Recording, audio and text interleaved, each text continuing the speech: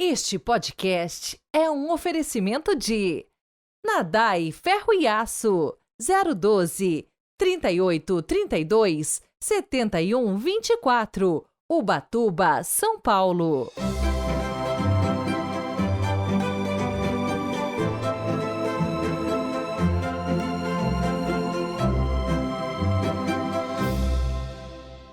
Olá, bom dia! Sejam muito bem-vindos ao podcast deste sábado, 10 de fevereiro de 2024. Bom, meu super abraço de hoje vai para todos os paroquianos aqui da Nossa Senhora do Rocio, Londrina. Hoje eu me despeço desta paróquia incrível. Foram 5 anos de trabalhos pastorais junto a este povo simplesmente maravilhoso. Agradeço de coração todos vocês que neste tempo me acolheram e me ajudaram aqui na Paróquia do Rocio. Deus lhes recompense por tudo. O texto do Evangelho de hoje relata a segunda multiplicação dos pães. O fio condutor que une os diferentes episódios desta parte do Evangelho de Marcos é a comida, o pão. Depois do banquete da morte, Marcos 6, que matou João Batista, vem agora o banquete da vida.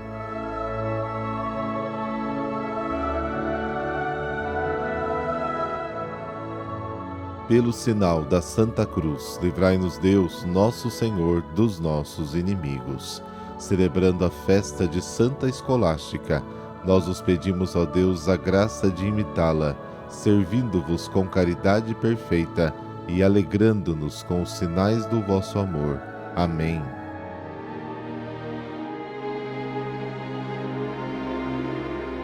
Marcos, capítulo 8, versículos de 1 a 10. O Senhor esteja convosco, Ele está no meio de nós. Proclamação do Evangelho de Jesus Cristo segundo Marcos. Glória a vós, Senhor. Naqueles dias havia de novo uma grande multidão e não tinha o que comer.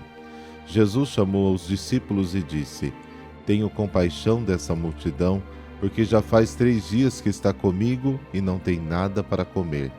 Se eu os mandar para casa sem comer, vão desmaiar pelo caminho, porque muitos deles vieram de longe. Os discípulos disseram: Como poderia alguém saciá-los de pão aqui no deserto? Jesus respondeu-lhes: Quantos pães tendes? Eles responderam: 7. Jesus mandou que a multidão se sentasse no chão. Depois pegou os 7 pães e deu graças, partiu-os, e ia dando aos seus discípulos para que os distribuíssem, e eles os distribuíram ao povo. Tinham também alguns peixinhos. Depois de pronunciar a bênção sobre eles, mandou que os distribuíssem também. Comeram e ficaram satisfeitos, e recolheram 7 cestos com os pedaços que sobraram. Eram 4.000, mais ou menos, e Jesus os despediu. Subindo logo na barca com seus discípulos, Jesus foi para a região de Dalmanuta. Palavra da salvação. Glória a vós, Senhor.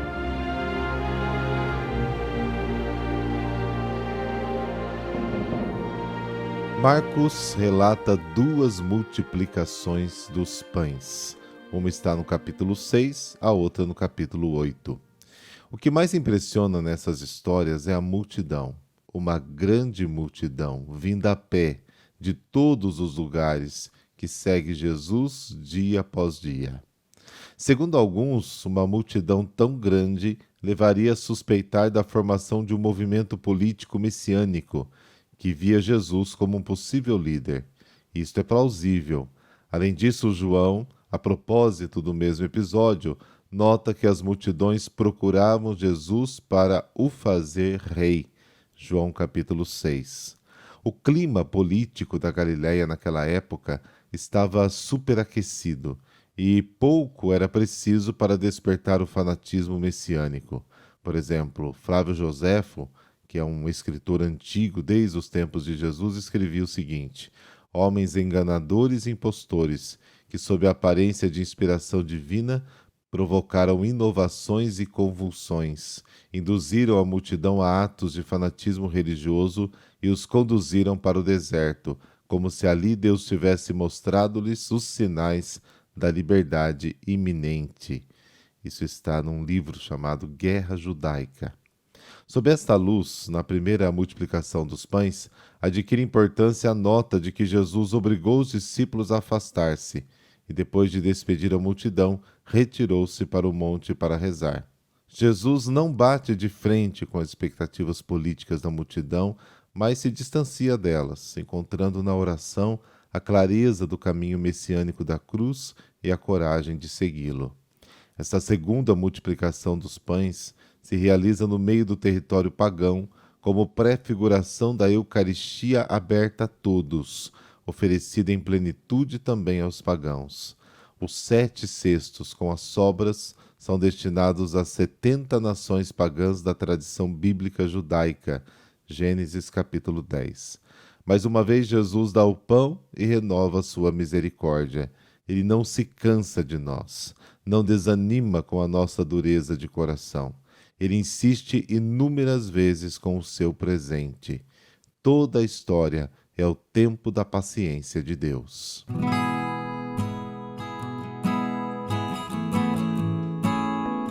Santa Escolástica, irmã gêmea de São Bento, pai do monaquismo ocidental, nasceu em Núrcia, Úmbria, na Itália Central, em 480. A mãe faleceu no parto dos irmãos, que desde sempre foram gêmeos também na vocação religiosa e de fundadores de mosteiros. Escolástica, inclusive, abraçou antes que Bento a vida monástica, quando ele estudava retórica em Roma. Escolástica e suas monjas seguiam a regra beneditina e ela buscava solidão na oração ou nas conversas pias sobre assuntos de Deus. Estes colóquios lhe eram muito edificantes e felizes com o irmão.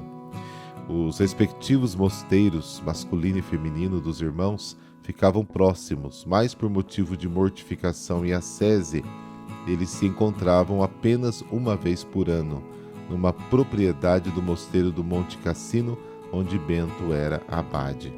Segundo a biografia dos dois, escrita por São Gregório Magno, a partir de testemunhas oculares, no ano de 543, compreendendo que sua morte estava próxima, Escolástica foi como de costume visitar Bento, que desceu do seu mosteiro com alguns irmãos para encontrá-la. Passaram o dia juntos em santa comunhão e conversação, jantaram e à mesa ela lhe pediu que ficassem ali naquela noite, falando sobre as coisas de Deus. Bento se recusou, pois isso seria contra as regras do mosteiro. Ela então rezou em silêncio, e o tempo, antes calmo e agradável, se transformou numa chuva tão violenta que Bento e seus monges não podiam sequer sair da sala onde se encontravam. Ele se queixou, dizendo: "Que Deus onipotente te perdoe, irmã. O que você fez?"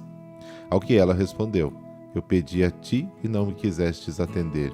Pedi ao Senhor e ele me escutou. Sai, pois, agora se podes."